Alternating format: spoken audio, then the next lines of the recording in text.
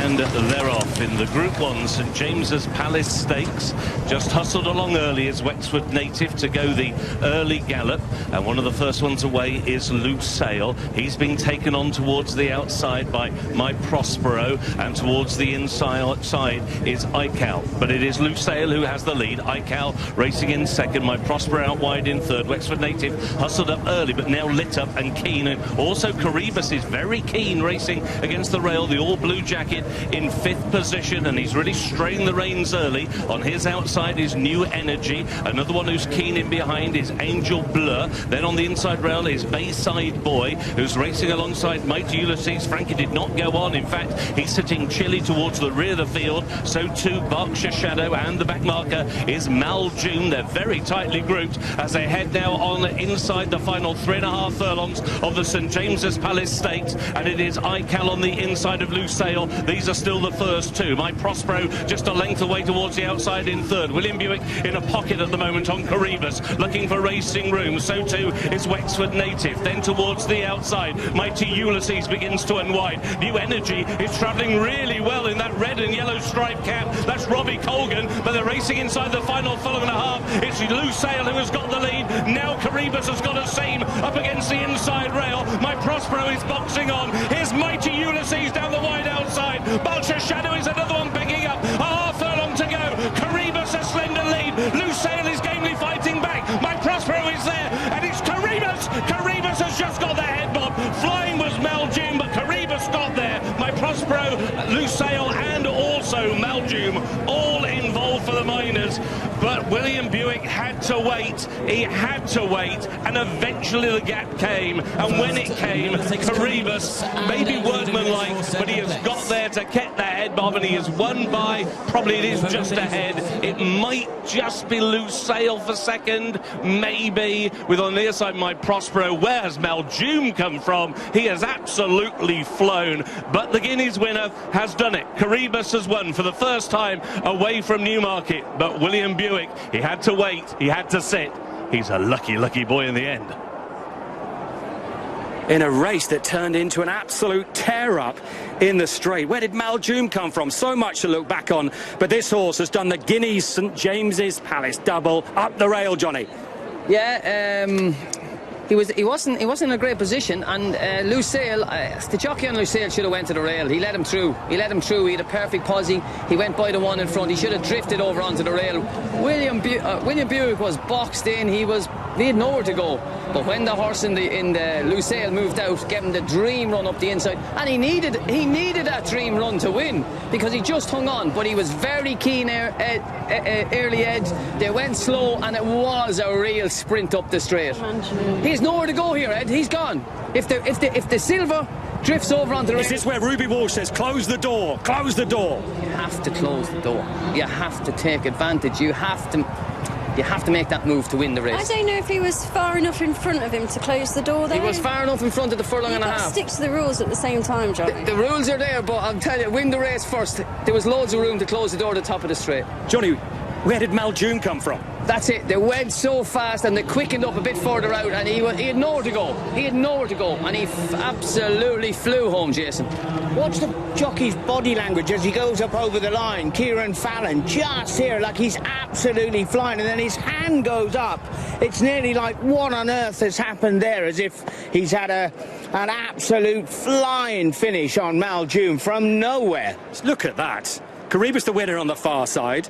Then you had Maljune between Loose Sail. Then My Prospero right in the mix. You had Frankie on the wide outside on Mighty Ulysses. Is that because they crawled early? Yeah, it is, but they've gone not much of a gap. Coroebus, when we look back at this and you realise how much petrol he used on the way round, being very, very keen, he must have an enormous engine. Enormous.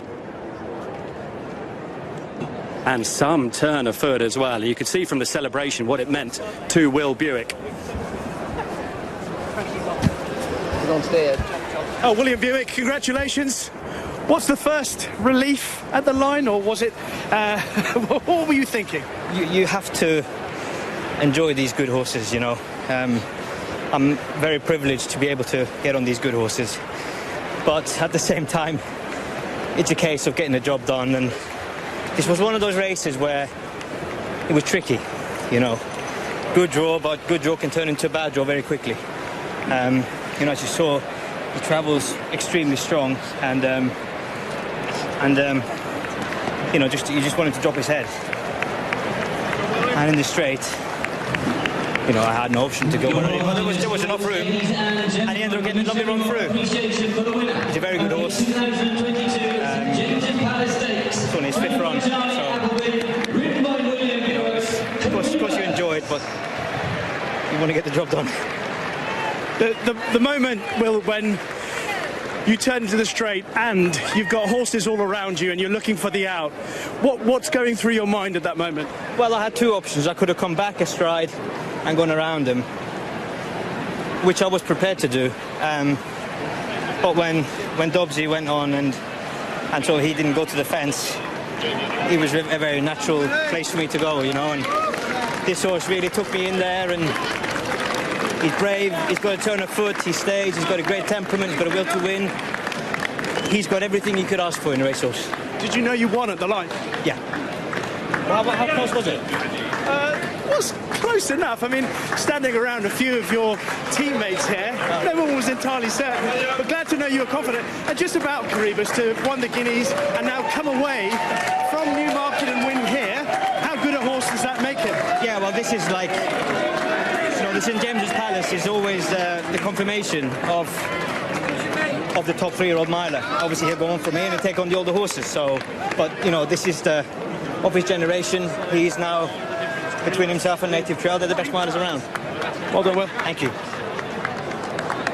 The fine margins, brilliant from Will Buick. Kieran Fallon, Ollie Bell just had a quick word with him, and he simply said, I should have won on Maljoom. Just couldn't get out when it mattered. He should have won, he says. But here is our winner, Coroebus, winning the St James's Palace Stakes, pulling off the double, the 16th horse to do it, winning the 2,000 guineas at Newmarket, and now coming to Royal Ascot and winning the St James's Palace. And the next question, obviously, looking forward, Johnny, is who would you ride in the Sussex Stakes, Baaid or Coroebus? I think Coroebus has a lot of speed, and it showed me today that he just about gets the mile. A slowly run mile today, he was far too keen. He just got home. He was at the pin of his collar. I say Baaid would outstay him in the Sussex.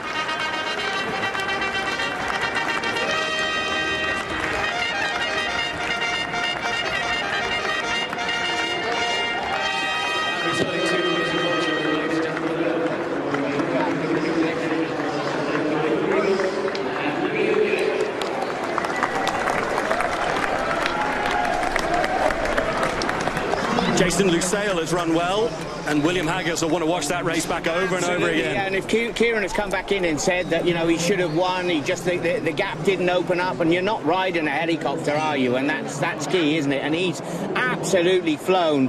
I suppose if they were all to turn up again, you've got to say that horse has come a huge way in a short space of time, from Doncaster to Kempton to the German 2000 to here. That's a massive rate of improvement from the son of Caravaggio. He's only finished 4th in the end. Absolutely flying, which shows you just how tight it was. There's the winner. Let's see the head on, Hayley. And look, the yellow colours right at the back. Yeah, he's locked up. He's obviously not jumped as well as the others, and he's just had to sit and suffer. Lusail's been ridden completely differently to last time. He was naughty in the stalls, missed the kick. Pat Dobbs has got him out, got him up there today. And you can just see he's rowing away here, Kieran, out the back. But he's just running up the back of them. He's not really had time to get stuck into him. And as soon as he just gives him a flick there, the horse has just kicked into gear. But it's just all happened too late. The slow pace would not have helped him at all. It might have been a different story had the race been... Yeah, but as I said before, it was always going to be tricky. They went so slow, and I think the last bit, it looked like he was flying, but the ones in front were after doing all the running, and they stopped, and he was staying on best of all. You do come off these races thinking, I was unlucky, but no, he'll have his chance again later in the year. 29 at Royal Ascot now for Will Buick. Number 12 for the trainer, Charlie Appleby. Yeah, and again, the photos being taken here in the winners' enclosure at Royal Ascot. Let's go and grab a quick word with Charlie Appleby if we can. He's just going to come over. Very kind of him. It's always busy in here, but it's the place you want to be, isn't it, Charlie? And and he's backed up that impressive win at Newmarket with a tough, gritty performance today. A tough, gritty performance. Look, we knew coming into today that it was going to be a different style of a race. You know, horses here that, you know, full credit to them. You know, they deserve to be here, and I just wish the pace would be stronger for him. That's what it was. You know, William said he was just taking me on all the way around there. And thankfully, on the turn, it allowed him to get a breather. I haven't had an in-depth discussion with William as yet, but I felt that, you know, it was class and determination that got us over the line there. Going forward, we'll probably have discussions, but I think we might head to, you know, obviously the Sussex is there as an option, and we got the Prix tomorrow as well. So, but wherever we go, we'd like to ensure there's pace there. Goodwood provides the clash of the generations, and for many years we've had duels on the downs. I think we're in our sort of 8th different duel on the downs. William Haggis mentioned that he might go to Goodwood with Baaeed. How much would you be looking forward to taking him on if indeed you both get to Goodwood? I'm sure it's a discussion that we'd all like to have now over the next, you know, coming weeks, should we say. But as we know, His Highness Sheikh Mohammed and Team Godolphin, they never shirk away from a challenge. So, you know, it'll be a good, healthy conversation, and I think it's something that will be strongly looked upon. It probably goes without saying, but will you be mindful to avoid running Native Trail and Coroebus against each other? They're both very talented milers. Yeah, Native Trail this morning, when I saw him going off for his second canter, half wished I was bringing him here this morning as a second bullet, but he looks fantastic. As we know, Native Trail is going to step up to the mile and a quarter there in the